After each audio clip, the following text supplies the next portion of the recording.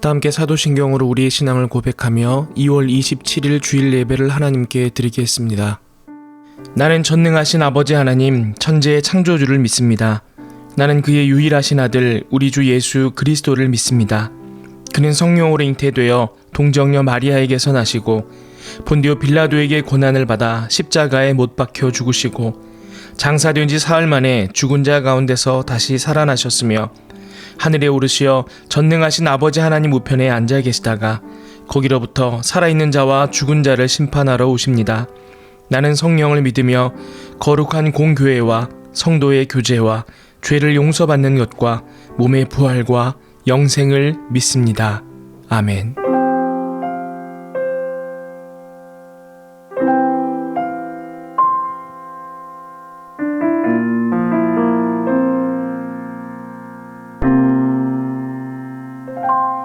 내 아버지 그 품 안에서 내 영혼은 안전합니다. 주 손길로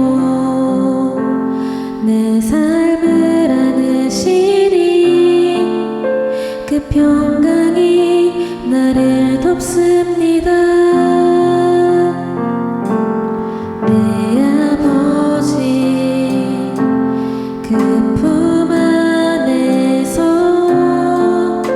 내 영혼은 안전합니다. 주 손길로 내 삶을 안으시니 그 평강이 나를 덮습니다.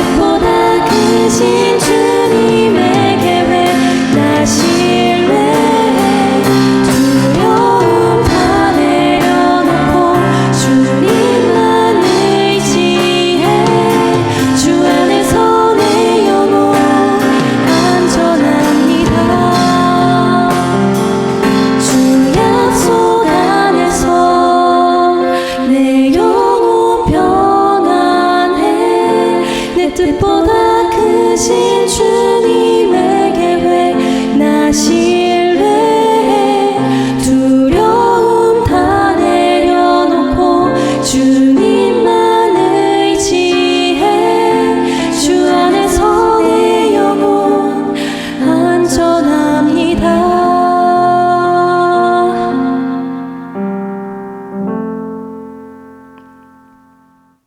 하나님 아버지, 하나님의 자녀로 저희들을 불러주셔서 감사합니다. 자녀된 저희들이 답답한 일을 만났을 때 기도할 수 있어서 감사합니다. 우리의 기도를 들으시고 우리를 도와주시며 위로해 주시는 하나님을 찬양합니다. 새학기를 맞이하여 새로운 각오로 미래를 준비하는 고등부 학생들에게 하나님의 지혜와 명철이 함께 하시기를 간구합니다. 새롭게 만나는 선생님과 학우들과의 만남을 선하게 이끌어 주십시오. 어려운 문제들을 만나도 당황하거나 비관하지 않고 하나님께서 주시는 힘으로 다시 일어서기를 원합니다. 오늘은 함께 가자는 주제를 가지고 고등부 새봄 수련회를 합니다. 코로나로 인해 여러 가지 어려움과 제약이 있지만 오늘 하루 깊이 있는 수련회를 통하여 고등부 공동체가 서로에게 마음을 여는 친밀한 공동체가 되길 바라오니 성령님 역사하여 주시옵소서. 온라인 예배를 드리기 때문에 수련회 모든 일정을 참여할 수 없지만 고등부 새봄 수련회를 위해 준비된 하나님의 말씀이 선포될 때 마음을 다해 온라인 예배를 드리는 학생들의 심령을 성령님께서 따뜻하게 만져주시기를 원합니다. 방덕정 목사님을 통하여 주시는 하나님의 말씀이 저희 모두의 마음밭에 간직되어 그 말씀을 이루며 살아가길 원합니다. 우리가 어떤 처지에 있든 우리가 있는 그곳에서 마음을 다해 예배드릴 때 우리의 예배를 기쁘게 받으시는 하나님을 찬양합니다. 예수님 이름으로 기도드립니다. 아멘. 주기도문으로 다 함께 기도드리겠습니다. 하늘에 계신 우리 아버지, 아버지의 이름을 거룩하게 하시며 아버지의 나라가 오게 하시며 아버지의 뜻이 하늘에서와 같이 땅에서도 이루어지게 하소서. 오늘 우리에게 일용할 양식을 주시고 우리가 우리에게 잘못한 사람을 용서하여 준 것 같이 우리 죄를 용서하여 주시고 우리를 시험에 빠지지 않게 하시고 악에서 구하소서. 나라와 권능과 영광이 영원히 아버지의 것입니다. 아멘.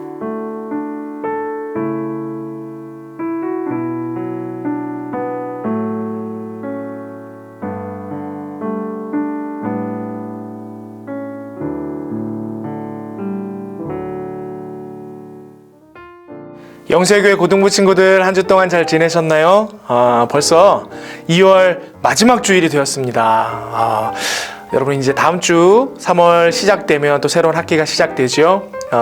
한 주간 동안 또 여러분 은혜 가운데 잘 보내시고 새롭게 시작하는 새 학기도 하나님께서 주시는 능력 의지하여 승리할 수 있기를 바랍니다. 오늘은 여러분 바이블 챌린지 2월 바이블 챌린지가 있는 주일입니다. 여러분 오후에 꼭 가정에서 부모님들과 함께 가정예배, 다음 세대 가정예배인 이 바이블 챌린지 시간을 잘 가질 수 있으면 좋겠습니다. 2월 바이블 챌린지는 우리 3월 여러분 우리의 성경 주제인 약속을 이루기 위해 오신 예수님이란 주제로 함께 바이블 챌린지가 준비되었습니다. 여러분들 가족과 함께 게임 형식으로 예배하는 것을 통해서 3월 달에 나눈 성경 주제들을 한번 예습하고 또 함께 가족이 모여서 예배하고 기도 제목을 나눌 수 있는 그런 은혜의 시간 되기를 바랍니다.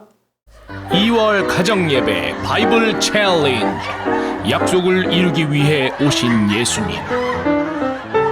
2월의 준비물을 꺼내 보아요. 2월의 준비물 바이블 챌린지 안내서, 말씀 게임 설명서, 지령 카드, 메시지 카드, 빙고 게임 카드와 2월의 승리자 배지, 그리고 지난달에 받았던 어깨띠와 기도 카드. 모든 소품이 준비되면 게임을 시작해요. 들어가기, 지령 카드. 온 가족이 둘러앉아 순서에 따라 함께 예배를 시작해요. 말씀 게임, 바이블 빙고. 이달의 게임은 바이블 빙고예요. 다 함께 말씀 게임 속으로 출발! 바이블 빙고 만들기. 아래 제시된 단어를 사용해서 빙고판을 완성해요. 초록색 단어만 기록해요. 단어가 포함된 성경 구절은 뒷면에 표기되어 있어요. 지저스를 빈칸 중 원하는 곳에 써주시고 동그라미로 표시해요. 예수님의 기적과 예수님을 표현하는 별명으로 나머지 칸을 채워주세요.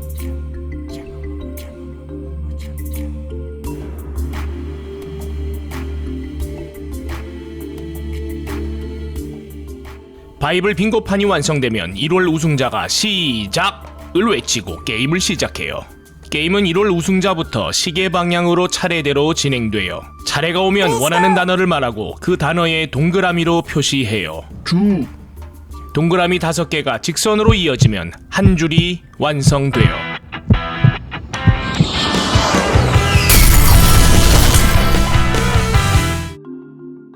가로, 세로, 대각선 5줄을 가장 먼저 완성한 사람이 바이블 빙고!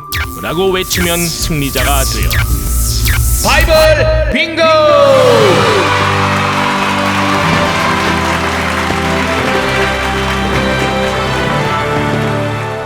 결단하기 메시지 카드. 다 같이 어깨띠를 하고 승리자의 어깨띠에 배지를 달아 배지 수여식을 해요. 1월 우승자가 또 우승을 하였을 경우 그 배지 옆에 배지를 달아주세요. 승리자가 오늘의 메시지 카드를 낭독해요. 승리자가 메시지 카드를 낭독할 때 동영상 또는 사진을 촬영해서 보내주세요. 결단기도 기도 카드. 가족 모두 기도 카드를 한 장씩 뽑아요. 함께 손을 잡고 돌아가며 자신의 기도 카드에 적힌 내용으로 결단의 기도를 해요. 마지막 사람이 기도한 후 다 같이 예수님의 이름으로 기도합니다. 아멘을 해요.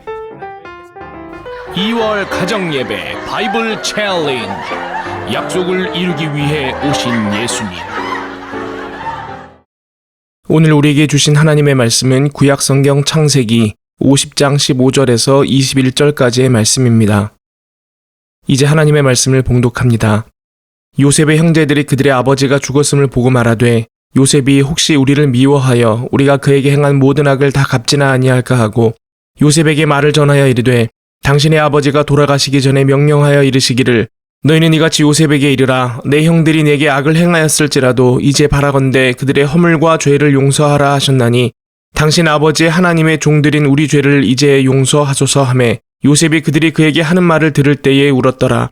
그의 형들이 또 친히 와서 요셉의 앞에 엎드려 이르되 우리는 당신의 종들이니이다. 요셉이 그들에게 이르되 두려워하지 마소서 내가 하나님을 대신하리이까. 당신들은 나를 해하려 하였으나 하나님은 그것을 선으로 바꾸사 오늘과 같이 많은 백성의 생명을 구원하게 하시려 하셨나니 당신들은 두려워하지 마소서 내가 당신들과 당신들의 자녀를 기르리이다 하고 그들을 간곡한 말로 위로하였더라. 아멘.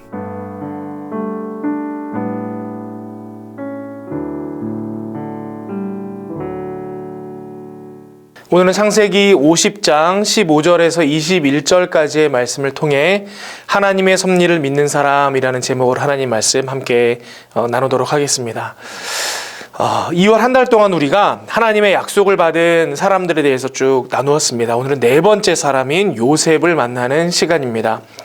요셉은 창세기에 나오는 마지막 족장입니다. 그리고 또 창세기에서 가장 많은 장에 걸쳐서 등장하는 인물입니다. 요셉이 그만큼 중요한 인물이다라는 뜻이겠죠. 이 요셉은 하나님의 약속을 받은 사람이었을 뿐만 아니라 하나님의 약속을 굳게 붙들었던 사람이었습니다. 그렇다면 하나님의 약속을 굳게 붙들었던 이 요셉은 어떤 사람이었을까요?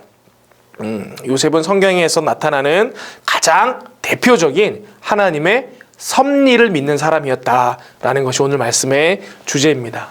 여러분, 요셉뿐만 아니라 모든 믿음의 사람은 하나님께서 내 인생을 계획하시고 지금 이 순간에도 인도하신다라는 그 놀라운 섭리를 굳게 붙드는 사람들입니다.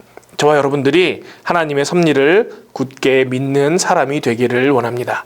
그렇다면 자신의 인생에서 하나님의 섭리를 믿는 사람의 모습은 어떤 모습일까요?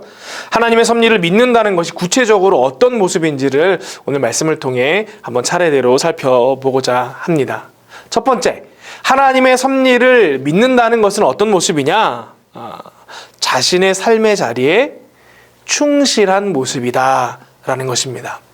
여러분, 요셉은 어떤 인생을 살았던 사람이었느냐? 그는 야곱의 11번째 아들로 태어나서 야곱의 사랑을 듬뿍 받았던 사람이에요. 그러니까 다른 위에 자기 형들 10명의 형들보다 더 많은 사랑을 아버지로부터 받았습니다. 형들 저기 뭐 남대문 시장에서 짝퉁 옷 입힐 때 아버지 야곱이 요셉에게만큼은 명품 옷을 사줬어요. 성경의 표현을 제가 현대식으로 표현을 한 겁니다. 형들의 질투를 많이 받지 않았습니까?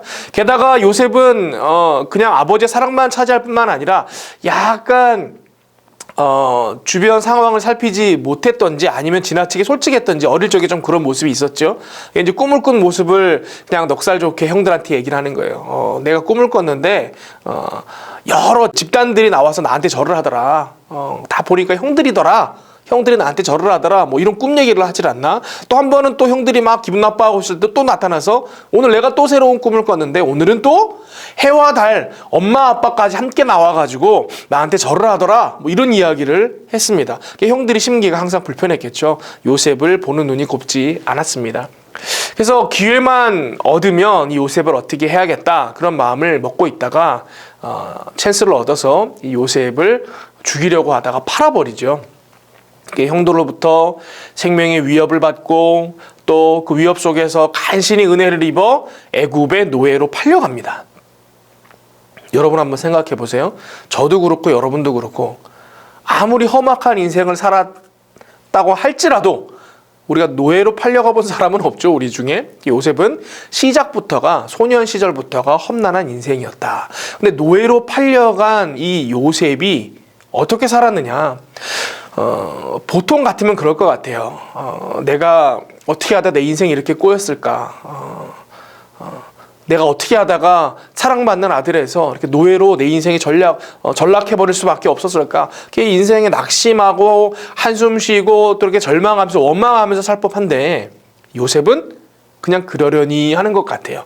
노예로 자기의 삶이 전락해버렸지만 어떤 노예가 되느냐? 충성된 노예가 됩니다. 그게 이제 보디발이라는 그 높은 직급에 있는 그 장관의 집의 하인으로 들어가잖아요. 근데 거기서 노예 일을 얼마나 충실되게 했는지 이 보디발이 보니까 너무너무 충성스럽게 일을 잘하는 거예요. 이 노예를 어떻게 하느냐? 가정 총무로 삼습니다.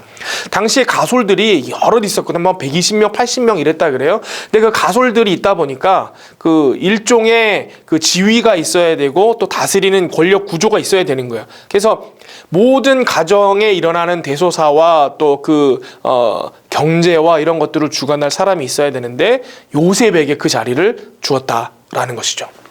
요셉의 어린 나이에 너무너무 충성스럽게 그 가정을 돌보다 보니까 가정 총무가 됐습니다. 이쯤 되면 야 그래도 성실하게 자기 주어진 상황에 충성되게 또 섬김에 있으니까 또 이런 기회가 오는구나 이러고 넘어갈 텐데 또 거기서 끝나지 않죠. 누명을 씁니다.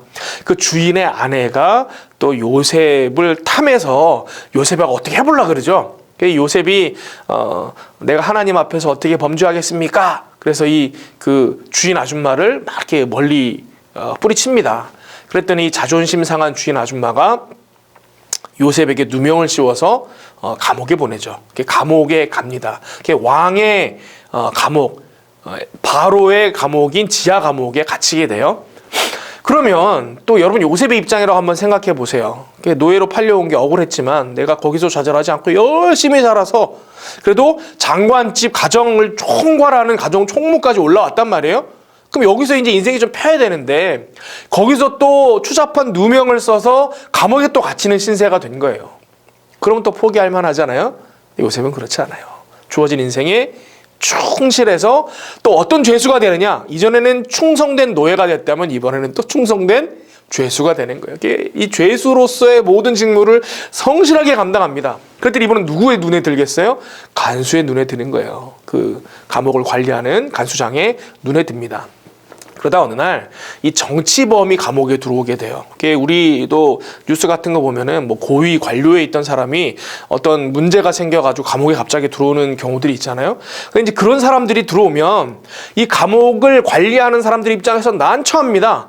이 사람이 혹시나 감옥에 지금은 들어와 있지만 뭐가 또 잘 풀려가지고 다시 나가서 권력을 잡게 되면 감옥에서 지내는 동안 자기가 이렇게 뭐 좀 잘못하고 이러면 그것도 보복할 수도 있고 이럴 거 아니에요? 그러다 보니까 아주 난처합니다.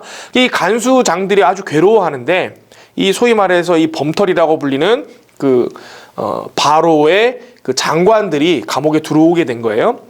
근데 이거 어떻게 할까 고민하다가 누구에게 그들을 보좌하도록 맡기느냐? 충성된 죄수였던 이 요셉한테 이 범털들을 좀 책임지고 네가 보필해라, 이 일을 맡깁니다. 야, 그러면 또 이게 또 얼마나 무서워요. 또 잘못하다가 애굽의 그 정치 싸움에 휘말릴 수 있는 자리잖아요. 근데 또 요셉은 또 충성되게 그 일을 감당합니다. 이 장관들의 눈에 들었어요. 두 장관 중에 하나는 죽죠. 근데 하나는 누명을 벗고 다시 그 장관 자리로 돌아갑니다. 나중에 어떤 일이 일어납니까?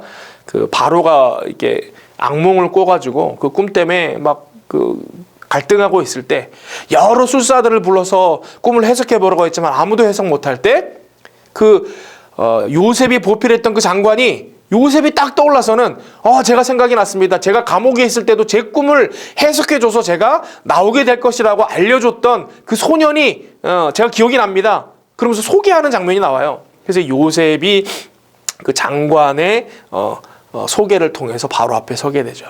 그래서 결국 어떻게 되죠? 바로의 꿈을 해석하고 애굽의 큰 흉년을 극복하게 되는 큰 공을 세우게 되고 그래서 애굽의 총리가 되었다라는 거예요. 우리는 이 스토리를 볼 때 야, 요셉은 정말 운이 좋은 사람이구나, 혹은 하나님의 사랑을 풍성하게 받은 사람이구나, 그렇게 생각하고 넘어가기 쉽지만 여러분 요셉의 입장에서 한번 보자라는 거예요.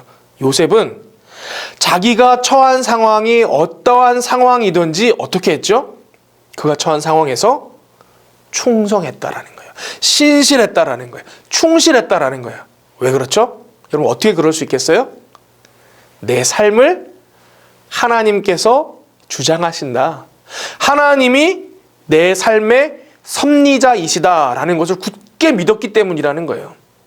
여러분 누가 원망을 합니까? 나에게 처한 상황이 그냥 어떻게 하다 보니까 일어난 일이야 라고 생각하는 사람들이 원망하는 거예요. 그런데 내가 어떠한 어려운 상황에 처할지라도 비록 내가 지금은 괴롭지만 이 모든 것들이 내 삶을 주장하시고 선한 길로 인도하시는 그 하나님께서 나에게 주신 일이야 라는 것을 믿는 사람들은요, 원망하거나 좌절하지 않죠. 어떻게 합니까? 그 속에서 하나님이 나로 하여금 원하시는 것이 무엇일까 고민하면서 그 순간에 충실하다라는 거예요. 충성한다라는 거예요. 여러분 삶 가운데 어려운 순간을 만날 때가 있을 거예요. 또 좌절하고 원망할 만한 그런 사망의 음침한 골짜기 같은 시간을 보낼 날이 올 수도 있어요. 근데 여러분 그때를 기억하시라는 거예요. 하나님의 약속을 굳게 붙드는 사람, 하나님의 섭리를 믿는 사람들은 어떠하냐? 그 순간에도 그 순간까지도 하나님께서 나를 위해 주신 시간이라는 것을 기억하고 충실하다라는 거예요. 그래서 결국 어떻게 됐습니까? 그 모든 것들이 하나님의 계획임이 밝혀지잖아요. 여러분 그렇죠? 이 요셉이 애굽의 총리가 되어야 가나안과 그 일대에 있던 큰 가뭄에서 하나님의 약속된 백성인 야곱 가족이 살아날 수 있는 기회를 얻을 수 있는데, 그러기 위해서 요셉을 총리로 세우시려고 하나님께서 이 모든 일들을 계획하셨다라는 거예요. 먼저 가나안에 살던 요셉을 애굽으로 보내야 하니까 어떻게 했습니까? 강팍한 형들의 마음을 사용하셔가지고 애굽의 노예로 팔려가게 하셨죠. 애굽의 노예로만 팔려가면 애굽의 총리까지 가는 길이 너무 멀죠, 아직. 그게 어떻게 하셨습니까? 보디발이라는 그 높은 직급에 있는 사람의 집에 가정에 들어가 종으로 있도록 합니다. 근데 거기서 끝이지 않고 그가 충실해서 가정 총매일을 감당했을 때 어떻게 되는 거예요? 가정을 돌보면서 뭘 배우는 거예요? 살림을 배우는 거예요. 정치를 배우는 거예요. 여러분, 요셉이 아무리 똑똑하고 하나님으로부터 지혜를 받았다고 한들 이집트라는 대제국의 총리 역할을 그냥 준다고 감당할 수 있겠습니까? 언제 훈련된 거예요? 보디발의 집에서 가정 총무로 80명, 100명을 다스리는 것을 통해서 그가 배웠다라는 거예요. 여러분, 대통령도요, 우리나라 5천만 명 국민을 대표하는 대통령도요, 5천만 명을 다 1대1로 통솔하지 않죠. 그에게 속한 장관들 몇 명하고 정치를 하는 거예요. 이 나라를 다스리는 거예요. 이렇게 이 10명, 20명을 다스릴 수 있는 능력이 되면 나라도 다스릴 수 있다 그러잖아요. 이 요셉이 그럴 때 훈련 받은 거예요. 그런데 그것만 가지고 실제적인 실력만 가지고는 또 총리가 될 수 없죠. 이 애굽이 어떤 나라인지, 애굽의 이 정치 세계는 어떤지 알 방법이 없는데 하나님께서 어떤 기회를 주셨습니까? 누명을 쓰게 하셔서 바로의 궁전 감옥으로 들어가게 하시고는 그곳에서 범털들을 만나게 하셨다라는 거예요. 총리들을 만나게 하셨다라는 거예요. 그 속에서 장관 출신들의 범털들을 섬기면서 뭘 배웠겠어요? 애굽의 모든 정치 세계를 배웠겠죠. 여러분, 우리가 생각할 때 요셉은 그 순간에 있었을 때도 그게 어떠한 일을 위해서 준비된 시간이라는 것을 깨닫지 못했을 거예요. 그러나 뭐는 알았어요? 나는 아직 내 미래가 어떤 미래인지 모르겠지만 내가 분명히 아는 것, 지금 이 순간마저도 하나님이 나를 위해서 준비하신 섭리의 시간이야. 이거는 믿었다는 거죠. 그렇기 때문에 그 믿음 가지고 충실했습니다. 그랬더니 충실한 결과가 결국 하나님이 예비하신 모든 스텝을 차곡차곡 밟아 하나님의 계획을 이루어내는, 약속을 성취하시는 놀라운 하나님의 그 섭리 가운데 또 동역자로 참여하는 놀라운 은혜를 입었다라는 것입니다. 여러분, 첫 번째 메시지는 그거예요. 하나님의 섭리를 믿는다라는 것은 삶의 자리에 충실하다라는 것입니다. 여러분의 삶의 환경이 어떠하든지 여러분의 주어진 삶의 자리에서 충성할 수 있는 저와 여러분들 되시기를 바랍니다. 두 번째, 하나님의 섭리를 믿는 사람들은 또 어떤 사람들이냐? 구체적으로 얘기를 하면 화를 내지 않고 잠잠히 기다릴 줄 아는 사람이다라는 거예요. 요셉이 총리로 있다가 이게 우리가 읽은 50장 이 장면이 어떤 장면이냐면 극적으로 형들과 재회하는 장면입니다. 처음에는 형들이 힘이 셌기 때문에 막내 요셉을 괴롭히고 죽이려고 하고 애굽의 노예로 팔아버렸지만 이 창세기 후반부에 요셉과 형들이 만났을 때는 어떤 상황이죠? 이 갑과 을이 바뀐 상황이에요. 요셉의 형들은 오랜 가뭄으로 인해 먹을 게 없어서 곡식이 비축되어 있다는 애굽에 와서 곡식을 얻어가야 되는 상황이에요. 곡식을 얻으러 왔는데 누구를 만났습니까? 그 애굽의 모든 정책을 총괄하는 총리가 된 요셉을 만난 거예요. 근데 이 너무 높은 사람이니까 고개도 못 들고 이 총리가 누군지 이 형들은 알 방법이 없었어요. 그런데 요셉은 보고 알죠. 형들이 온 것을. 여러 가지 스토리가 있지만 마지막 장면이 50장에 가서는 드디어 요셉이 형들 앞에 자신의 정체를 밝히는 장면이 나와요. 밝혔더니 형들이 다 무서워 떨죠. 그럴 거 아니겠어요? 어릴 때 우리가 그냥 죽은 줄만 알았던 이 요셉이었는데 이 요셉이 총리가 돼가지고 우리의 목숨을 빼앗을 수 있는 자리에 서가지고 있다고 생각하면 얼마나 무서워 떨었겠어요. 야, 이제 우리 죽은 목숨이겠구나. 벌벌 떨지 않았겠습니까? 이제 아버지를 팔잖아요. 아버지가 이 모든 일을 다 용서하라고 그러더라. 그랬습니다. 이 동생인데 높임말을 막 쓰면서 그랬습니다. 저희를 살려주십시오. 이런 식으로 얘기를 한다라는 거죠. 그럴 때 요셉이 그 형들의 말을 듣고 펑펑 웁니다. 너무 가슴이 아파서 펑펑 우는 거예요. 근데 그게 분노의 눈물이 아니더라는 거죠. 그러면서 하는 말이 어떤 말입니까? 당신들은 나를 해하려 하였지만 하나님은 이 모든 것을 선으로 바꾸사 많은 백성들의 생명을 구하게 하시려고 일을 하신 것입니다. 놀라운 대답을 하지 않습니까? 그 앞에 분노하지 아니하고. 여러분, 요셉은요, 심지어 뭐 우리 생각이 야, 요셉이 용서했나 보다 뭐 이렇게 생각할 수 있는데 요셉은 용서라는 것을 할 필요조차 없는 사람이었어요. 형들이 그에게 악행을 범하고 자기를 죽이려고 했음에도 불구하고 형들을 향하여 분노하거나 화를 내지 않았습니다. 왜죠? 그 모든 것을 주장하신 분이 하나님이라는 것을 알았기 때문에 형들을 원망하거나 형들에게 화내지 않았다라는 거예요. 무슨 얘기예요? 하나님의 섭리를 믿는 사람은요, 그렇게 쉽사리 화내지 않습니다. 누군가가 여러분을 괴롭힙니까? 누군가가 여러분을 어렵게 합니까? 여러분, 그 사람에게 화를 낸다라는 것은 그 사람에게 책임이 있고 그 사람이 내 인생을 주관한다라고 믿는 거랑 똑같은 거예요. 여러분, 그 사람이 여러분의 인생을 주장합니까? 주관합니까? 그렇지 않죠? 하나님이 여러분의 인생을 주장하시는 거예요. 하나님이 그 사람을 통해 여러분을 어떻게 다른 모양으로 빚어가길 원하시는 거예요. 그래서 그 일을 그 사람을 통해서 하도록 하셨는데 우리가 그 사람을 원망하는 게 무슨 의미가 있습니까? 그 순간에 누구를 봐야 되는 거예요? 하나님을 바라보는 거예요. 하나님의 섭리를 믿는 사람들은 그래서 쉽사리 화내지 않습니다. 어떠한 어렵고 이렇게 분노할 만한 상황을 만날지라도 그 속에서 잠잠할 줄 알고 하나님을 바라볼 줄 안다라는 것입니다. 여러분, 그 산불이 나면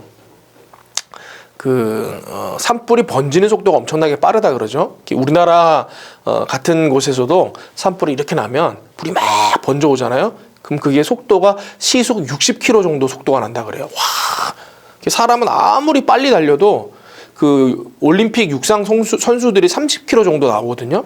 이 시속. 근데 우리 같은 사람이 뭐 얼마나 빨리 뛰겠어요? 산속에 있을 때 산불이 나면 아무리 빨리 도망가야 다 죽는 거예요. 근데 캘리포니아 같은데 미국에 그 해마다 산불이 나죠. 근데 그런 지역에서 산불이 나면 그 불이 번지는 속도가 얼마나 되느냐? 시속 100km 가까이 된다 그래요. 100km의 속도로 불이 확 번지니까 막 불똥 같은 것도 틀 때 보면 어떤 게 뜨겠어? 뭐 요만한 불똥이 아니고 막 장작 같은 것도 확 날아다니겠죠. 우리가 생각할 때, 야, 저 산불이 어떻게 저렇게 크게 번지냐? 축구장 뭐 몇십 개만큼, 몇백 개만큼 태웠다는데 중간에 강도 있고 그럴 텐데 어떻게 저렇게 산불이 계속해서 번질까? 불이 워낙 세다 보니까 그냥 장작 더미 같은 불똥들이 퍽 튀면은 강도 건너가고 그래서 강도 건너서 불이 계속 번져나가는 거예요. 이게 이 산 속에서 산불을 만나면 사실 살 수 있는 방법이 그렇게 많지 않습니다. 그런데 그나마 살 수 있는 유일한 방법이 있다 그래요. 그게 뭐냐? 자기 주변을 먼저 다 태워버리고 그 속에 가운데 가만히 웅크리고 있으면 그나마 살 수 있다라는 거예요. 무슨 얘기입니까? 산불이 막 번져오다가 그 사람 근처로 왔어요. 근데 그 사람 근처에 어떻게 되니까 이미 다 타버리고 탈 게 없는 상황이 되니까 불이 그 사람을 피해서 돌아서 가더라 라는 것이죠. 여러분, 사람의 마음도 똑같습니다. 여러분, 우리 안에 왜 분노가 아직까지 남아있죠? 내 자아가 살아있기 때문에.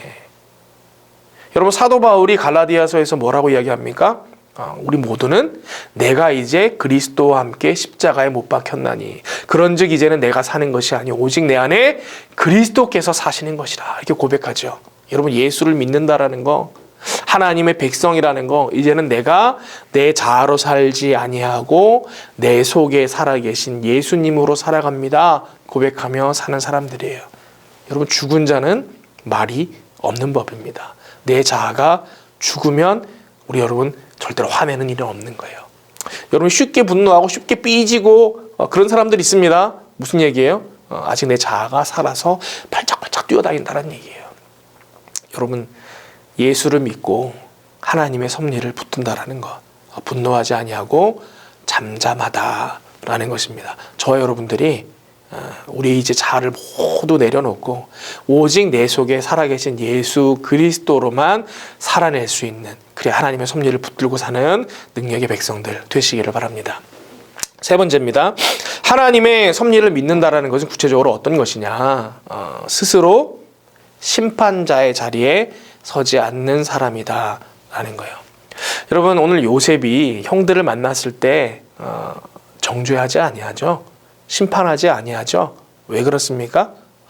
그 모든 권한이 누구에게 있다라는 걸 믿기 때문이에요. 하나님께 있다라는 걸 믿기 때문에, 하나님이 이 모든 것의 섭리자라는 것을 믿기 때문에. 여러분, 우리 믿음의 선배님 가운데 손양원 목사님이라는 분이 계시죠. 우리 그 순교하셨던 목사님 중에 한 분인데 이분의 일화가 있어요. 이분이 목회 중에 공산당이 쳐들어서 내려옵니다. 근데 이 공산당들과 함께 또 그 마을 사람들 중에 거기에 선동된 사람 몇몇이 같이 사람들을 막 죽이는 일들이 있었어요. 근데 그 속에 손양원 목사님의 아들들이 죽는 일이 발생합니다. 그런데 그 나중에 가서 이 상황이 좀 정리된 이후에 손양원 목사님의 아들들을 죽인 사람을 찾았습니다. 비슷한 나이 또래의 학생인 거예요. 근데 그 사람을 아들인 것을 알게 된 손양원 목사님의 이 그 행동이 너무너무 놀랍습니다. 이 아들들의 장례를 하면서 이 손양원 목사님께서 하객들 앞에서 이게 내어놓은 기도의 제목 10가지 기도의 제목인데, 그것도 제목이 뭐냐면 10가지 감사의 기도 제목, 이것을 하객들 앞에서 이렇게 낭독하는 장면이 있어요. 제가 그 기도 제목들을 한번 나누도록 하겠습니다. 여러분, 내 어찌 긴 말에 답사를 드리리요. 내가 아들들의 순교를 접하고 느낀 몇 가지 은혜로운 감사의 조건을 이야기함으로 대신할까 합니다. 첫째, 나 같은 죄인의 혈통에서 순교의 자식들을 나오게 하였으니 하나님께 감사합니다. 둘째, 허다한 많은 성도들 중에 어찌 이런 보배들을 주께서 하필 내게 주셨는지 그 점 또한 주께 감사합니다. 셋째, 삼남 삼녀 중에서 가장 아름다운 두 아들 장자와 차자를 바치게 된 나의 축복을 하나님께 감사합니다. 넷째, 한 아들의 순교도 귀하다 하거늘 하물며 두 아들의 순교일이요 하나님 감사합니다. 다섯째, 예수 믿다가 누워 죽는 것도 큰 복이라 하거늘 하물며 전도하다 총살 순교 당함이리요 하나님 감사합니다. 여섯째, 미국 유학 가려고 준비하던 내 아들 미국보다 더 좋은 천국 갔으니 내 마음 안심되어 하나님 감사합니다. 일곱째, 나의 사랑하는 두 아들을 총살한 원수를 회개시켜 내 아들로 삼고자 하는 사랑의 마음을 주신 하나님께 감사합니다. 여덟째, 내 두 아들의 순교로 말미암아 무수한 천국의 아들들이 생길 것이 믿어지니 우리 아버지 하나님께 감사합니다. 아홉째, 이 같은 역경 중에서 이상 8가지 진리와 하나님의 사랑을 찾는 기쁜 마음, 여유 있는 믿음 주신 우리 주 예수 그리스도께 감사 또 감사합니다. 끝으로 나에게 분수에 넘치는 과분한 큰 복을 내려주신 하나님께 모든 영광을 돌립니다. 이 일들이 옛날 내 아버지, 어머니가 새벽마다 부르짖던 수십 년간의 눈물로 이루어진 기도의 결정이요 나의 사랑하는 한센병자 형제자매들이 23년간 나와 내 가족을 위해 기도해준 그 성의의 열매로 믿어 의심치 않으며 여러분께도 감사를 드립니다. 이렇듯 하나님의 섭리를 믿는 사람은 억울함과 고난 중에 있을지라도 절대로 다른 사람을 정죄하거나 심판하지 않습니다. 이 손양원 목사님 보세요. 자기 큰아들과 둘째 아들을 죽인 살인자를 아들들을 대신하여 양자로 데려다 아들 삼으시고 키우셨다라는 것입니다. 여러분, 하나님의 섭리를 믿는 사람들 안에 이러한 능력이 있습니다.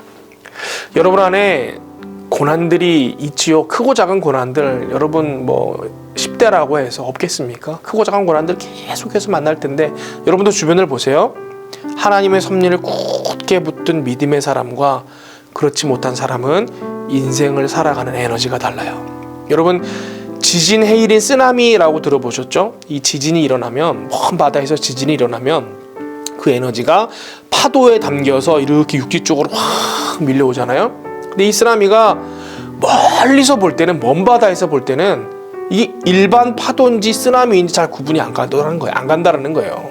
그런데 그 쓰나미가 육지 쪽으로 오다가 해안선 가까우면 바닥이 이렇게 낮아지겠죠. 그러다 보면 장애물들을 만날 거 아닙니까? 암초도 만나고 장애물들을 만나게 되면 그 작은 파도 속에 숨겨져 있던 에너지가 장애물들을 만남과 동시에 폭발해서 그냥 그 1m, 2m짜리 작은 파도로 보이던 것이 순식간에 막 10m, 20m짜리 쓰나미가 되어서 모든 장애물들을 쓸어버린 일들이 일어난다라는 것입니다. 여러분, 영적인 에너지가 이와 같아요. 영적 쓰나미와 같은 사람이 이와 같습니다. 하나님의 섭리를 믿는 사람들 안에는 이 쓰나미의 에너지가 있어요. 그냥 평소에는 보면 똑같아 보여요.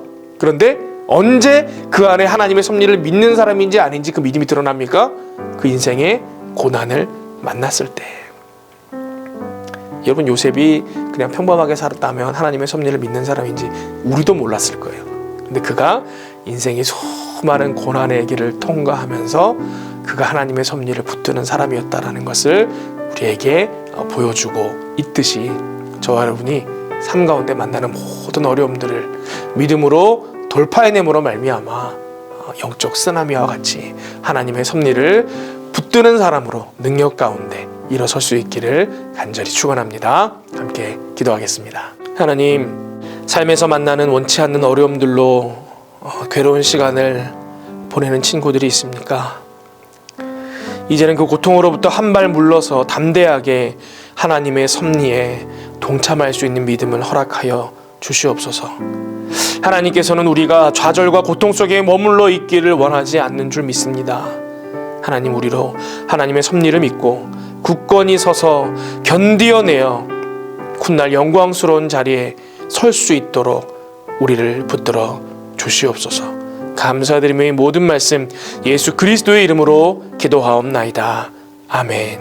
이제는 우리 구주 예수 그리스도의 은혜와 하나님의 사랑과 성령님의 교통하심이 하나님의 섭리를 붙들고 삶에서 만나는 모든 어려움들을 믿음으로 극복하고 승리하겠노라 결단하는 모든 믿음의 백성들 머리 위에, 이들의 삶의 여정 위에 이제로부터 영원토록 함께 하시기를 간절히 축원하옵나이다. 아멘.